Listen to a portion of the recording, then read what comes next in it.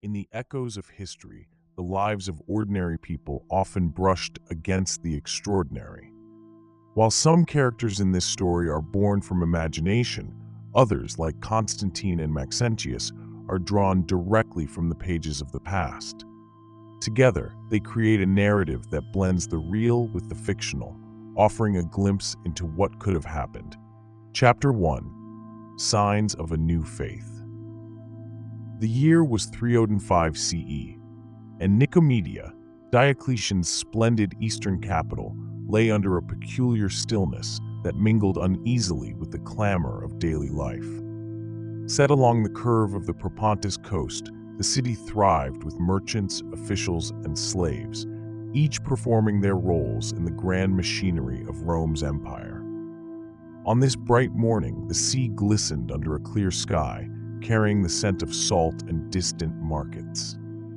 Within its streets, however, a dark unease had begun to settle, threaded through whispers that clung to alleyways and doorframes, murmurs of a new faith that had taken root in shadows.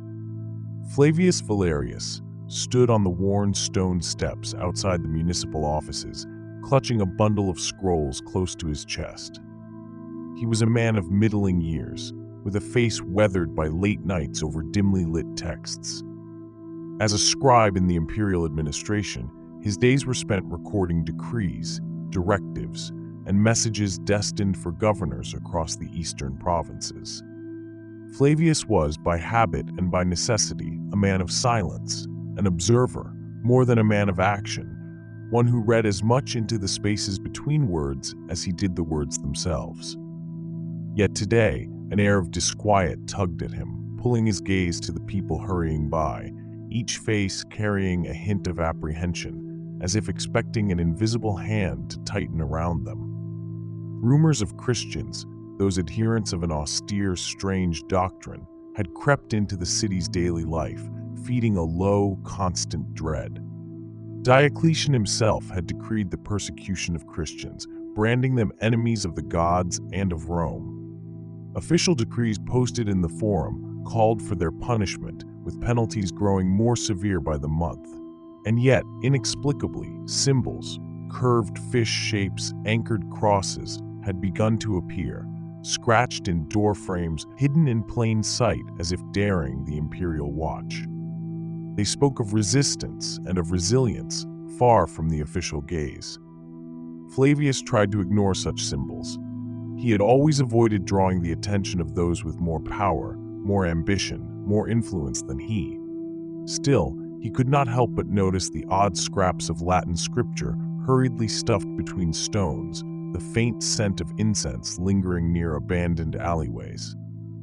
At times, he felt a pull, a desire to read these remnants, but he quickly buried it, taking refuge in his scribe's duties, faithfully transcribing the official words of Rome. But one face was harder to ignore than 1,000 quiet symbols: the face of Constantine, a young officer who had recently risen in the ranks under Diocletian's eye. Constantine had already begun to gather followers, not merely for his military talent, but for something else, an ineffable presence. His was a rare kind of command. He moved through the city like a flame, igniting curiosity and loyalty. Rumor claimed he held a sympathy for the Christians, though no one dared speak of it aloud. Flavius had yet to meet him, but his presence was a constant, almost spectral sensation, hovering over the city's people. Late that afternoon, as the streets settled into a quiet hush, Constantine appeared in the Forum. He was speaking softly with a few young officers who listened to him as though his words held the weight of iron. Flavius found himself drawn to the sight, slipping closer under the guise of delivering a message. Constantine's face was not one of traditional Roman harshness. His features were almost serene, though his eyes held a keen, commanding intelligence that softened only slightly when he laughed or exchanged words with his men.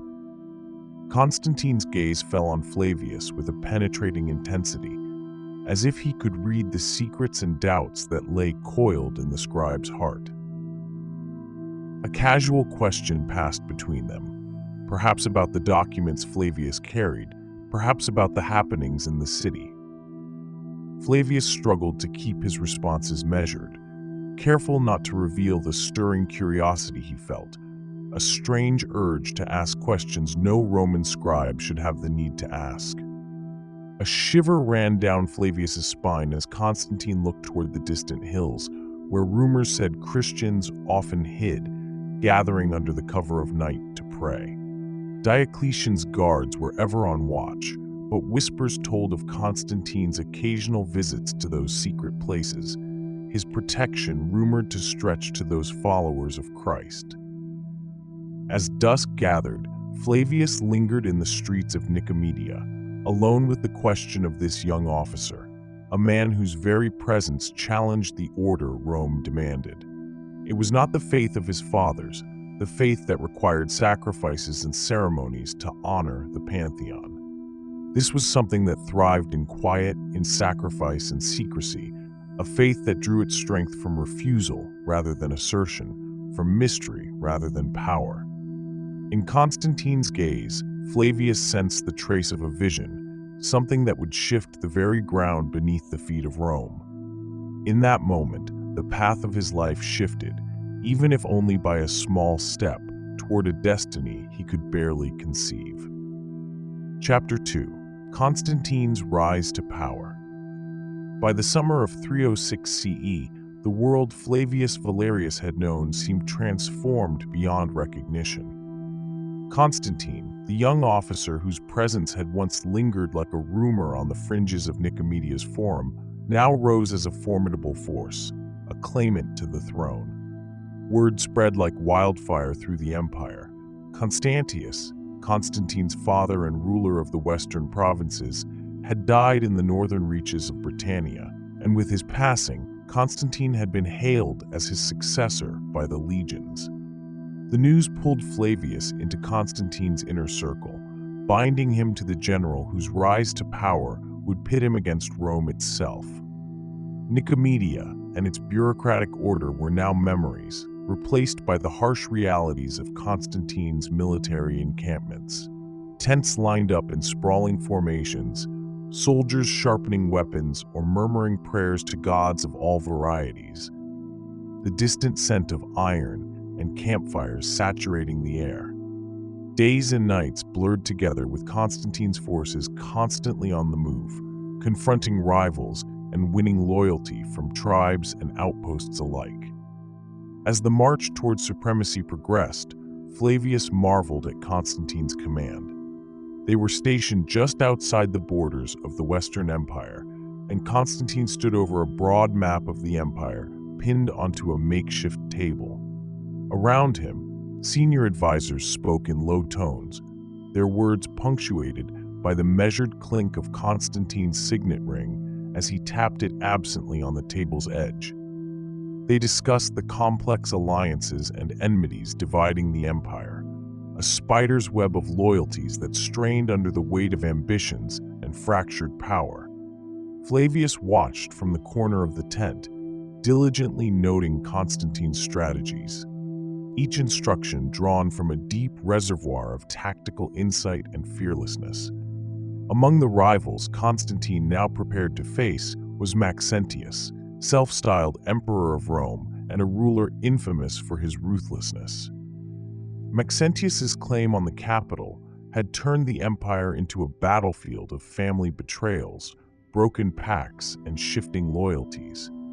Constantine, however, moved through the turmoil with an unyielding vision, one that Flavius struggled to understand yet could not deny.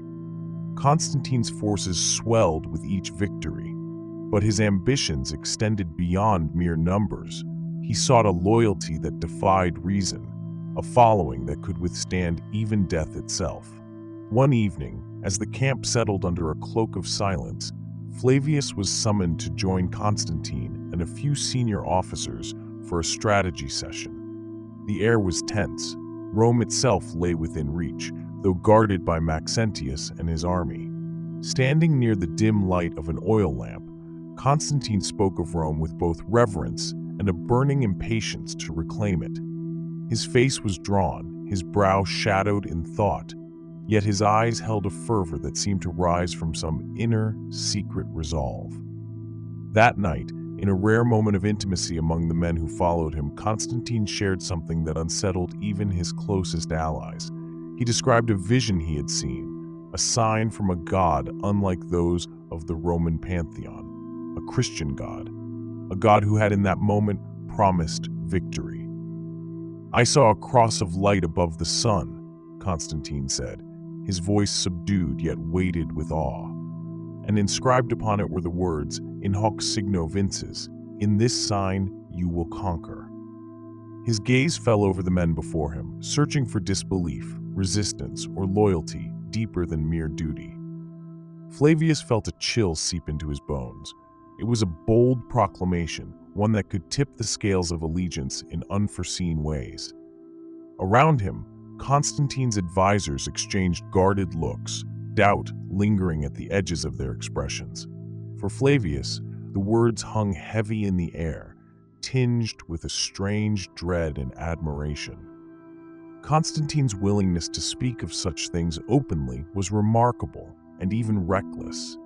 Yet there was an undeniable gravity in his voice, as though he knew that to share this vision was to plant a seed that would change the course of Rome. Days passed, and the campaign continued with a single-mindedness that only heightened after Constantine's declaration. In battle, Constantine fought with a ferocity unmatched by any commander Flavius had ever known. He seemed guided by more than military skill. There was an indefinable purpose driving him, one that moved past personal ambition, as though he carried a responsibility larger than himself. He spoke less of his vision, but allowed a simple symbol to mark their banners and shields, a cross, subtle yet defiant, a challenge to Rome's traditions. Flavius, drawn reluctantly but irreversibly into Constantine's orbit, found himself questioning the beliefs he had held so long without reflection. The empire's gods demanded obedience and sacrifice, but Constantine's god seemed to offer something deeper, a promise of victory, of purpose, one that bound itself not to lineage or wealth, but to something intangible. And as the distant hills of Rome came into view, the path ahead seemed to stretch into an unknown future, one where power might rest not with Rome's idols, but with something unseen, guiding Constantine's every step. Chapter 3: The Vision at the Milvian Bridge. The evening before the Battle of the Milvian Bridge was weighed down with an almost sacred stillness. On the banks of the Tiber, the Roman legions moved like shadows, their armor and weapons darkened by the fading light. Above them, the sky stretched out in an expanse of muted grays and purples, as if the heavens themselves awaited the clash that would decide the fate of Rome. Flavius Valerius, standing amid the gathered soldiers, felt a strange quiet take hold. The hours before battle often brimmed with a tense murmuring, a mixture of prayers, muttered plans, and restless shuffling. But tonight the camp was silent, hushed as though by an invisible hand. In the center of this stillness, Constantine appeared, his bearing steady and unshaken, with an intensity that bordered on the supernatural. His officers formed a loose circle around him, some shifting uneasily, others with their gazes fixed, drawn to the presence of the man who had brought them to the brink of this defining moment. Flavius, his scribe and now close confidant, stood on the outskirts of this assembly, aware that something momentous was about to unfold. Constantine's voice cut through the night air, calm yet resonant. "Today," he began, addressing the gathered men, "I saw a sign." His eyes moved from face to face, his expression firm yet infused with a quiet reverence. A cross of light, high above the sun, with words written upon it, "In hoc signo vinces," "In this sign, conquer." The words were simple, but their weight was unmistakable. Constantine's soldiers shifted, expressions of wonder and trepidation playing across their faces. Some muttered cautiously under their breath, while others glanced upward, as if expecting to see remnants of the vision hanging in the darkened sky. "I have ordered our shields to be marked," Constantine continued, "with the symbol of the Chi-Rho." He gestured to a nearby shield, freshly painted with the unmistakable intertwining letters, the Greek initials for Christ. "We will fight beneath this sign," he declared, his gaze unwavering, "and we will fight for a victory blessed by the one true God." Flavius felt an inexplicable thrill. The Chi-Rho symbol was simple, two letters crossed and joined, yet it bore the weight of a world unseen. He had witnessed Constantine's shift over the past years, his gradual draw toward the Christian faith, but this open proclamation on the eve of battle was unprecedented. Constantine was a man not given to whims or illusions, that he had entrusted his life and the lives of thousands to this vision marked a profound transformation. As dawn broke, the soldiers set to work, marking the Chi-Rho upon their shields and gear. There was an unusual calm among the men, a solemn dedication that went beyond mere duty. They prepared their weapons, tightened armor straps, but their eyes kept returning to the symbol they bore, a mark that seemed to give them a new sense of purpose, a focus as steady as Constantine's belief. Flavius watched them, observing the way even seasoned warriors touched the symbol with quiet reverence, their fingers tracing its lines as if drawing strength from it. When the signal was given, Constantine's forces advanced, moving in disciplined ranks toward the Milvian Bridge, where Maxentius awaited them with his own army, a formidable force backed by the pride of Rome itself.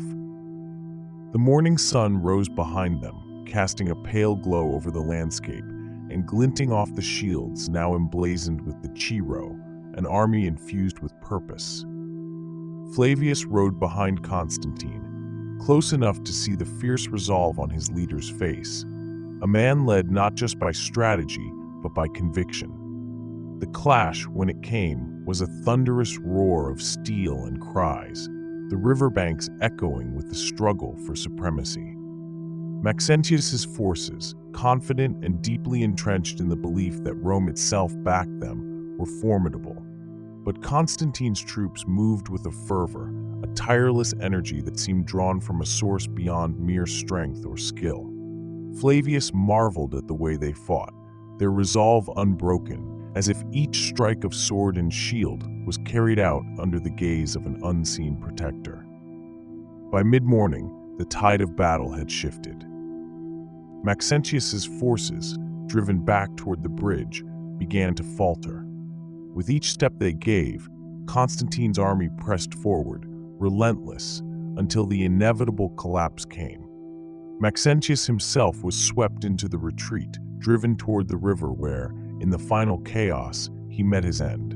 The victory was complete and indisputable. Constantine had taken Rome, and the empire itself would soon follow. As the dust settled and the soldiers gathered to raise their voices in triumph, Constantine rode through their ranks, his face solemn, his gaze distant. Flavius felt a sense of awe as he watched his leader absorb the weight of this victory, knowing what it symbolized. The Chi-Rho, the mark of Constantine's vision, had guided them here, through the chaos and to the very heart of Rome's power. Constantine entered Rome that day not as a mere conqueror, but as a liberator, greeted by the citizens who poured out to see the man who had freed them from Maxentius's harsh rule. His entry was marked by jubilation, but there was an unmistakable sense that Rome had witnessed the beginning of something new, something more profound than a simple transfer of power. In the following days, as Constantine gave thanks for his victory, Flavius found himself drawn into deep reflection. The symbol, the victory, the vision, these were not the things of his old Rome, of the orderly gods and familiar rituals. Here was a faith that defied boundaries, a faith that, in its quiet secrecy, had somehow become the promise that led an army to conquer. For Flavius, the question was no longer about Constantine's faith, but about his own. He had seen victory through this new symbol, a triumph achieved not through the gods of the empire, but through a cross in the sky. The world, it seemed, was shifting, and Flavius could feel himself swept into its current, moving slowly, perhaps even inevitably, toward a belief he had only begun to understand. Chapter 4. The Edict of Milan. The year was 313 CE, and the city of Milan hummed with an energy that had long been absent. Merchants filled the marketplace with wares from distant corners of the empire. Citizens gathered in eager knots, and soldiers patrolled the streets with a casual air, as if the tense days of recent years were but a fading memory. In the heart of the city, the grand marble halls and palaces now hosted discussions that would reshape the Roman Empire. Flavius Valerius stood quietly in one such hall, observing the scene unfolding before him. A scribe by title, he had grown accustomed to his place at the edges of power, recording words that would go on to change the lives of millions. Today, however, was different. For here, among the assembled officials, priests, and advisors, Constantine and his co-emperor Licinius had gathered to announce something that only a few years prior would have seemed unimaginable: the legalization of Christianity throughout the empire. Constantine, dressed in imperial regalia, addressed those present with measured authority, his voice carrying across the chamber with unyielding conviction. Beside him, Licinius, a man known more for his military strength than for religious leanings, nodded in agreement.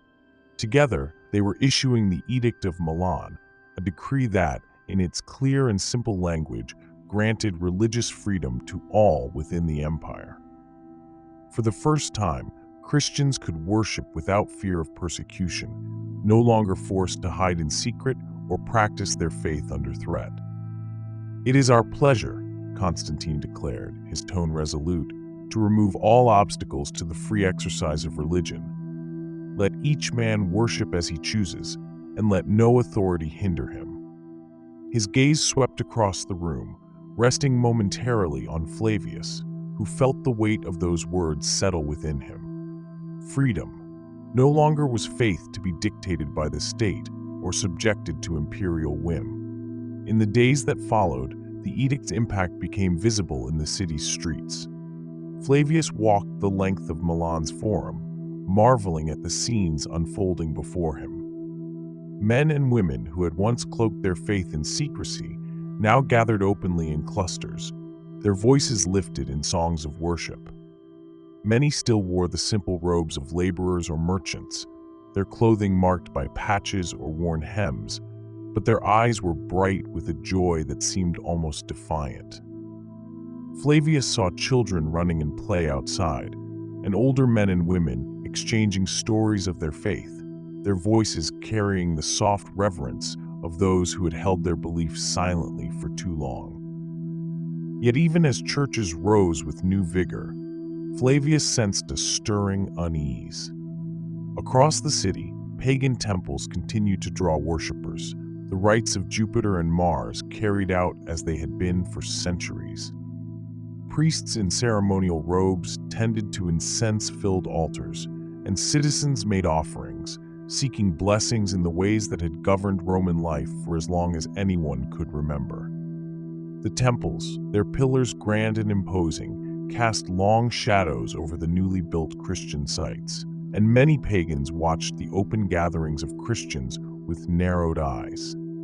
In council meetings, the tension became more pronounced. Constantine's advisors, men of traditional belief, expressed concern about the growing presence of the Christian faith. They spoke of the risks of social unrest, of possible clashes between communities, of the delicate balance that had long held the empire together. Constantine, however, remained undeterred. His focus was on unity, not division, and he was convinced that by extending tolerance to all faiths, the empire would grow stronger. One afternoon, Flavius found himself seated at the edge of a council session as Constantine addressed a group of officials, many of whom wore expressions of concern. "This is not a call to abandon tradition," Constantine said, his voice both firm and conciliatory. Rather, it is a chance to embrace what unites us. Rome's strength lies in its diversity. By recognizing each man's right to worship as he sees fit, we do not weaken, we grow stronger. Flavius watched as Constantine's words landed on each man in the room. Some looked away, lips pressed in reluctant acceptance. Others nodded, slowly, their expressions softened by the promise of harmony. For Flavius, who had seen the brutal crackdown on Christians during Diocletian's rule, the scene was almost surreal. Only a few years earlier, it would have been unthinkable for any Roman leader to speak of equality between the gods of Rome and this new faith. Yet here was Constantine, a man who had staked his future on a vision of a cross, opening a door that could never again be shut. Days passed, and with them, the city's dynamic changed further. New Christian churches began to take form, modest structures at first, built by hands accustomed to working in secret, their walls plain but filled with life. Flavius visited one of these gatherings and found himself moved by the simplicity of their prayers, the heartfelt devotion in their songs. The Christians spoke to one another in gentle tones, their faith rich with gratitude and a hope that seemed new, raw, as if only now given the light it needed to grow. But not all Romans welcomed this shift with open arms. As Flavius walked through the forum, he overheard conversations laced with bitterness and discontent. The temples stood as bastions of the old order, reminders of a time when the gods of Rome reigned unchallenged. Many of the city's leading families clung to their ancestral rites, feeling their own traditions slip beneath them as this new faith rose into view. For them, the Edict of Milan was more than a legal decree. It was a sign that the empire they had known was changing irrevocably, its identity as fluid as the people who filled its streets. In the months that followed, Flavius witnessed a world in flux. Constantine's faith became more than a personal conviction. It seeped into the public realm, reshaping the laws, the customs, and even the architecture of Rome. Churches rose beside temples, the empire's new symbol of freedom etched into its very fabric. Flavius, once a man content to serve in silence, felt himself drawn further into the embrace of this strange new faith, feeling within him a spark of belief he could neither explain nor deny.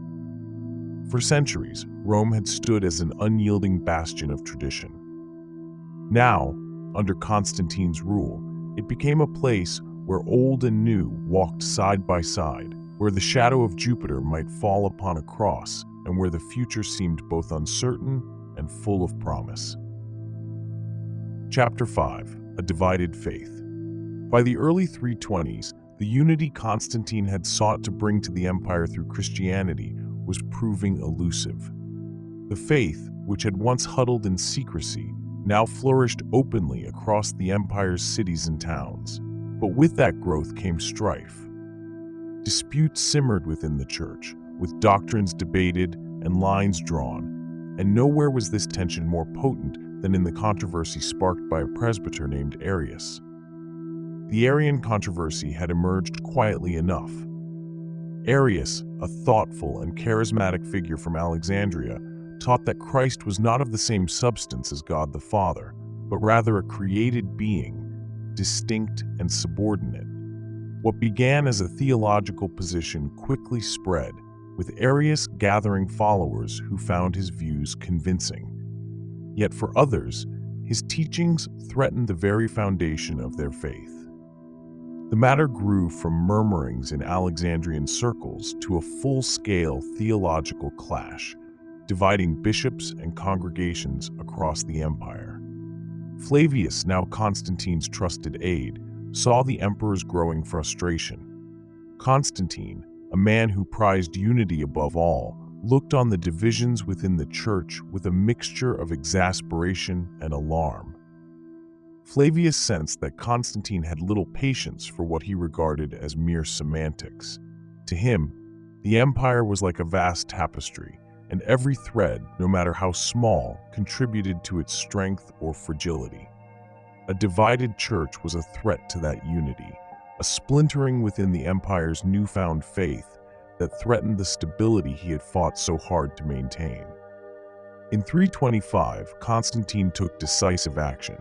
He summoned bishops and theological scholars from across the empire to meet in Nicaea, a city east of Byzantium. The Council of Nicaea, as it would come to be known, was to be the first grand assembly of its kind, a gathering of Christian minds called together not by ecclesiastical leaders, but by an emperor. Constantine, though neither bishop nor theologian, had made Christianity his legacy, and he would not allow it to fracture. The journey to Nicaea was long, and as Flavius traveled with Constantine's entourage, he observed a curious shift in the emperor. Constantine, who had often seemed distant from the finer points of Christian doctrine, now immersed himself in the debates surrounding Arius's teachings. To Flavius, it seemed that Constantine's faith had grown into something more complex than mere belief. It had become a tool, a means to govern and unify, to bind together an empire that was vast and volatile. When they arrived in Nicaea, the city itself seemed to swell with the influx of bishops, clergy, and scholars. Men robed in varying degrees of ecclesiastical splendor moved through the streets, their expressions a mixture of reverence and resolve. Flavius watched as they gathered, some with nods of recognition, others with polite yet guarded distance. Many had come from distant parts of the empire, bringing with them dialects, customs, and beliefs as diverse as the regions they represented. The council convened in a spacious hall, with Constantine presiding from a raised chair at the front. The emperor, dressed in ceremonial attire, looked every part the ruler, his presence a constant reminder that this council was more than a theological debate. It was a matter of imperial unity. Flavius, seated along the side of the chamber with other aides and scribes, listened as the debates began. The bishops wasted no time. Words spilled forth in impassioned arguments, sharp and unyielding. Some rose in defense of Arius's teachings, arguing that his views preserved the essential oneness of God. Others fiercely opposed him, proclaiming that Christ was divine, equal to and inseparable from the Father. Their voices grew louder, each statement countered with rising intensity. Flavius saw bishops leaning forward, fists clenched, as if the force of their convictions alone could sway the outcome. He had not anticipated such fervor. The debates charged with more than words. They seemed to pulse with the energy of a faith that had found itself at odds with its own nature. Through it all, Constantine listened with patient, almost stoic calm. He rarely interjected, choosing instead to observe as the room surged with argument. But Flavius could see that Constantine's gaze was sharp, his mind working as the bishops sparred. Constantine had long understood the value of consensus, and he now worked to find some middle ground, hoping to shape a belief that could unify his people without alienating too many. The faith that had come to him in a vision of light had over the years transformed into a formidable force, a force that he wielded with as much strategy as any general in battle. The council stretched on, day upon day of theological discourse, accusations, and rebuttals. At times, the divisions seemed too deep to bridge, and Flavius feared that even Constantine's authority might fail to unify the factions. Yet, as the days passed, a gradual, reluctant compromise began to emerge. After much deliberation, the council drafted what would become known as the Nicene Creed, a statement of faith designed to define the essence of Christianity. The creed declared that Christ was of one substance with the Father, a phrase carefully chosen to close the gap between opposing sides.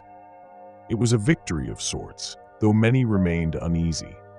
Arius's supporters looked on with sullen expressions, aware that their beliefs had been all but dismissed, while others expressed tentative relief. Flavius sensed that this was not an ending, but a fragile truce, one that might crack under future pressures. But for Constantine, it was enough. The Nicene Creed marked a first step, a foundation upon which he hoped to build the unity he so desperately desired. As the council concluded, Flavius watched Constantine receive the bishops in quiet satisfaction. The emperor moved among them with a gracious air, offering words of thanks, his gestures suggesting a kinship that was at least outwardly genuine. Flavius, however, saw something deeper, a pragmatic realization that faith could serve as more than a personal conviction. In Constantine's hands, it was an instrument of governance, a path toward an empire that might one day transcend the divisions that had plagued it for generations. In the aftermath of Nicaea, Flavius returned to his duties, but with a new understanding. Constantine's faith, while genuine, was inseparable from his rule. It was a thread woven carefully into the fabric of his empire, each choice calculated to bind his people closer. Flavius felt his own beliefs shift, tinged with admiration, yet tempered by caution. The church, he saw, was not merely a sanctuary. It was a force that could inspire or divide, as volatile as the empire itself. As he left Nicaea behind, Flavius felt the weight of history settle upon him. The council had ended, but its echoes would reverberate far beyond that hall, shaping a future none of them could yet imagine. Chapter 6. Building a Christian Capital. In the year 330, Rome's gaze turned eastward, to the ancient city of Byzantium, which Constantine had chosen as his new capital.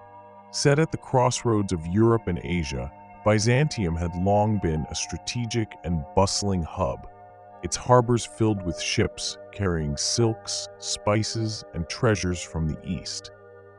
But in Constantine's vision, this city would become something far greater, an imperial center imbued with the ideals of his new Christian empire. The name of this city would be Constantinople, the city of Constantine. Flavius Valerius traveled to Byzantium with Constantine's entourage, journeying through dense forests and over rugged mountains, until at last the great city unfolded on the horizon, glinting in the soft light of dawn. Byzantium's modest skyline rose from the shores of the Bosporus, surrounded by rolling hills and glistening waters, its beauty quietly ancient, a sharp contrast to the massive grandeur of Rome. Yet, under Constantine's guidance, this quiet city would be reborn, transformed into the very heart of the empire. From the day they arrived, construction began on an ambitious scale that left Flavius stunned. Constantine's vision was clear. Constantinople would become the empire's new Christian capital, eclipsing Rome itself. Temples and public squares were designed to reflect a blend of imperial might and Christian reverence. Plans unfolded for churches, palaces, and vast forums, each structure marked by symbols of faith rather than the old gods that had adorned Rome's architecture for centuries. Builders from across the empire worked to execute Constantine's plan, their efforts harmonizing under the emperor's careful direction. Flavius, as always, moved through the city with a watchful eye, observing the transformation with a mix of admiration and awe. Everywhere he looked, streets teemed with laborers, soldiers, and officials, each carrying out their task in the emperor's grand scheme. In the center of it all, Constantine directed, his vision manifesting in the rising columns and archways, the gilded mosaics and towering statues. He took a particular interest in the construction of churches, ordering them built with intricate designs that drew upon both Roman grandeur and Christian humility. These new churches featured high ceilings and rows of open windows intended to fill the halls with light, symbols of divine grace made tangible in stone. One of these churches, soon to be named the Hagia Irene, quickly became the centerpiece of Constantinople's transformation. Flavius marveled at the building's graceful arches and its great domed roof, which rose toward the heavens in a sweeping curve. It was like no other place of worship he had ever seen, less an edifice of traditional splendor than a place where light seemed to pour down from above, filling the space with a sense of reverence. To Flavius, the church felt alive, as though Constantine had somehow captured the spirit of the new faith in stone and light. Constantine, for his part, moved among the builders and architects with a tireless energy, his intentions as ambitious as they were strategic. Constantinople was not only a physical city, but an embodiment of his legacy, a Christian legacy that would, he hoped, unite the empire under a single faith and purpose. Rome, with its pagan past, its monuments to Jupiter and Mars, lay far behind him, its temples now symbols of an era that Constantine seemed eager to leave behind. "Rome has served its time," Constantine told Flavius one evening, his gaze set on the city's expanding skyline. "But here we build not just a city, but a future, a place where faith is woven into every stone, where it serves as the foundation of the empire itself." Flavius understood the weight of these words. He knew that Constantine saw in Christianity more than a religion. It was a unifying force, an identity that could bind the empire's diverse peoples into one. To Constantine, Constantinople was more than a new seat of power. It was a declaration that the old world of Rome was gone, replaced by something greater, a Christian empire that stretched from the farthest edges of the West to the gates of the East. As the city rose, Christians across the empire poured in, drawn by the promise of a place where they could practice their faith openly, surrounded by symbols that affirmed their beliefs. Pagan temples, though still present, seemed to shrink in comparison to the newly built churches and forums. Their followers, once the unquestioned majority, found themselves adjusting to a new order, one in which their gods and customs were now part of a fading world. Flavius often wandered the city, taking in the sights of this transformation. New streets opened, lined with statues and columns bearing crosses, inscriptions invoking not Mars or Venus, but Christ and the saints. The marketplaces echoed with traders' shouts, but more frequently now, he heard blessings spoken in the name of the Christian God. In Constantinople, the future of Rome seemed to be rewritten before his eyes. A future of unity under a single faith, an empire no longer divided by belief, but strengthened by it. One evening, as Flavius stood in the open square, he caught sight of Constantine gazing over the city, his expression somber, almost contemplative. The emperor's gaze drifted over the walls and streets, his ambition finally brought to life. For Constantine, Constantinople was both a triumph and a burden, a place that bore the weight of his vision, his faith, and his desire to shape an empire that would endure. In the months that followed, Constantinople came alive, its buildings taking shape, its citizens filling the streets. Flavius could feel the change all around him, an empire turning toward the east, toward a future that Constantine had molded with a deft and ambitious hand. The capital of the Christian world had shifted, and in its new home, Flavius felt the echo of Constantine's vision, a vision of unity, of peace, and of a faith that could transform nations. Chapter 7. Constantine's Legacy and Baptism. It was spring of 337 CE, and the empire stood on the edge of a new season as Constantine, once the vigorous architect of a Christian empire, lay weakened by illness in his palace outside Nicomedia. The emperor's face, once resolute, was now softened by age, his once bright eyes faded but clear. His legacy lay before him in the form of the empire he had transformed, and his final days were marked by the deep quiet of a man facing the culmination of all his choices, ambitions, and beliefs. Flavius Valerius, who had served Constantine through the years of campaigns, councils, and conquests, received an urgent summons. He arrived to find the emperor in a private chapel, surrounded by only a few clergy, their presence hushed and reverent. Constantine, seated in a simple chair, looked up with a faint smile as Flavius approached, his old confidant now bearing witness to what would be his last and most personal act. "Flavius," Constantine said, his voice low but clear, "you have seen much by my side. Today, I ask you to stand with me one final time." Flavius nodded, his heart heavy as he took his place among the small circle of those close to Constantine.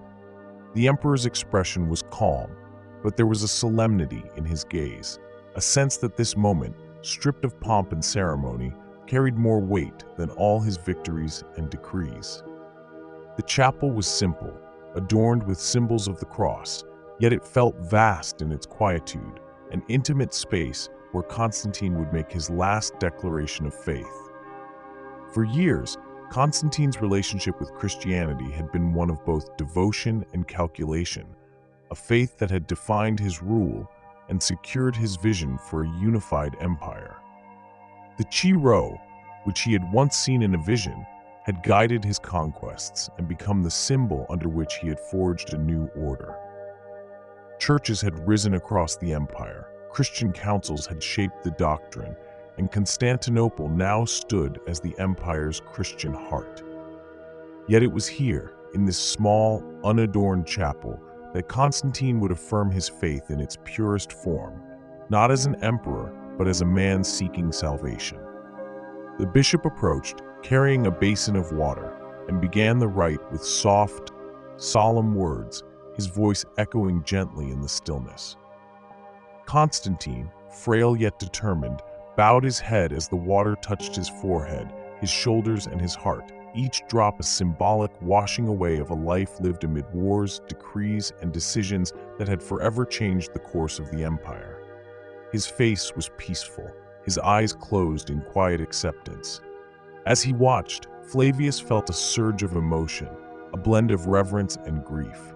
This was the Constantine he had come to know, a man whose faith had always been entwined with the needs of the empire, a faith tested and shaped by the demands of power. And yet, in this simple act of baptism, Flavius saw something else, a final, unguarded expression of belief. Constantine's baptism was not a public spectacle, but a private surrender, an acknowledgement of a faith that he now placed above his titles and his power. When the ritual was complete, Constantine opened his eyes and looked around, his face illuminated by a gentle peace. "Today," he said, his voice steady, "I leave behind the empire, the battles, the councils, but I hope to carry with me the grace I have sought in life." His gaze fell on Flavius, and in that moment, Flavius understood the full scope of Constantine's journey, a journey that had begun in battle and ambition, but had led ultimately to this humble act of faith. In the days that followed, Constantine's strength waned, his presence a shadow of the powerful ruler who had once strode across the empire. Yet as he lay in his chambers, Flavius saw the signs of his lasting legacy everywhere. In the cross that hung beside his bed, in the words of prayer whispered by those who attended him, in the knowledge that Constantine's empire would continue under the banner of a faith he had championed. Constantine passed quietly, his baptism a final testament to a life that had reshaped Rome's destiny. His legacy would endure, not only in the laws and cities he had built, but in the faith he had helped to forge across the empire. Christianity, once a hidden sect, now flourished openly in the streets of Rome, Antioch, Alexandria, and above all, Constantinople. A faith that no longer existed in the shadows but in the heart of an empire. As Flavius stood in the empty chapel, he felt the weight of the transformation that Constantine had wrought. The old ways, the gods of Rome, and the temples of his ancestors had receded, replaced by a cross and a creed that bound the empire together in a new kind of unity. Constantine's final act was more than a baptism. It was the beginning of an empire forever marked by faith, a vision that had moved beyond ambition to become an indelible legacy. Chapter 8. The Christian Empire. After Constantine's death, the Roman Empire entered a new age, one infused with the spirit of the man who had bound it to a singular vision. Flavius Valerius, now an aging man himself, continued his duties under Constantine's successors, men who had inherited not only his political mantle, but his legacy of faith. The empire that had once celebrated the gods of Rome with feasts and sacrifices now honored the teachings of Christ, its grand temples sharing the skyline with new churches. From the smallest towns to the grandest cities, Christianity had woven itself into the empire's fabric, transforming Rome's customs, governance, and even its ideals. Flavius observed these changes from his familiar place within the imperial circle. He saw the new Christian emperors carry Constantine's faith into their policies, with laws that subtly shifted the lives of the empire's citizens. Sunday, once a day like any other, was now a day of rest, a time for worship, a mark of respect for the faith that had come to guide Rome's path. Even the courts of law now carried the cross as a reminder that justice, too, was to be served under the watchful eye of this new god. Over time, the city of Rome itself began to transform in ways that Flavius once could not have imagined. The temples of Jupiter, Mars, and Venus remained, towering in their silent grandeur, but they grew quieter each year, the crowds that once thronged their gates dwindling. In their place, churches rose, their doors open to all who wished to pray. These churches, simple yet dignified, bore no imposing statues, no gilded idols, only altars and symbols of the cross. The people now gathered within them on feast days, singing hymns in honor of the saints and of Christ, the empire's newfound redeemer. For Flavius, the most remarkable sight was in Constantinople, where Constantine's vision was now unmistakable in every aspect of the city. Grand churches and monuments to the faith spread across the capital, their domes and spires rising above the skyline. The forums, once dominated by statues of emperors and generals, were now punctuated by symbols of Christian virtue, the cross, an emblem of power and peace. Flavius watched as the people walked the streets with a new reverence, their eyes lingering on the mosaics that adorned the walls, the serene faces of saints and angels gazing down upon them. Yet, the old ways had not entirely vanished. Many Romans clung to the gods of their ancestors, holding quiet ceremonies, honoring the traditions that had shaped the empire for centuries. Some citizens continued to visit the ancient temples, lighting candles to Jupiter or placing offerings at the feet of Apollo, their hearts divided between the old gods and the new faith. In the countryside, far from the reach of the imperial edicts, pagan festivals still filled the seasons, marking the rhythm of life as they had for generations. Flavius saw these vestiges of paganism as remnants of an age slipping further into the past. He could sense the quiet resistance among some senators, the murmurings of discontent among those who viewed the rise of Christianity as a threat to Rome's identity. But the tide of change, set in motion by Constantine, proved unstoppable. Each new emperor embraced the Christian faith more openly, and with each year, the empire's culture tilted further toward this new way of life, until paganism felt less a tradition and more a fading relic. One late afternoon, as Flavius stood on a hill overlooking the vast territories of the empire, he felt the weight of this transformation settle within him. Before him, the land stretched wide, the cities and villages that dotted the landscape now marked by spires and crosses as often as by the marble temples of old. The roads, once the pride of Roman engineering, were now traversed by pilgrims and travelers drawn to sites of Christian worship. To the north, the Gothic lands loomed, while to the south, the desert stretched toward the African coast, the empire vast and diverse, yet increasingly united under the symbol of the cross. In that moment, Flavius understood that Rome had truly entered a new era, one where its spirit was no longer defined by the might of its legions or the splendor of its pagan rites, but by the faith Constantine had carried with him to the end. Christianity was no longer a secret creed practiced in quiet homes or hidden catacombs. It was the heartbeat of the empire, a faith that spoke of redemption and unity, of a kingdom beyond the boundaries of Rome. As the sun sank behind the distant hills, Flavius felt a solemn peace. The empire would endure, but it would be a different Rome than the one of his youth. A Rome where temples gave way to churches, where emperors ruled with the cross as their guide. Constantine's legacy, forged in battle and affirmed in faith, had reshaped the world, creating a new empire that reached beyond the temporal, pointing towards something eternal.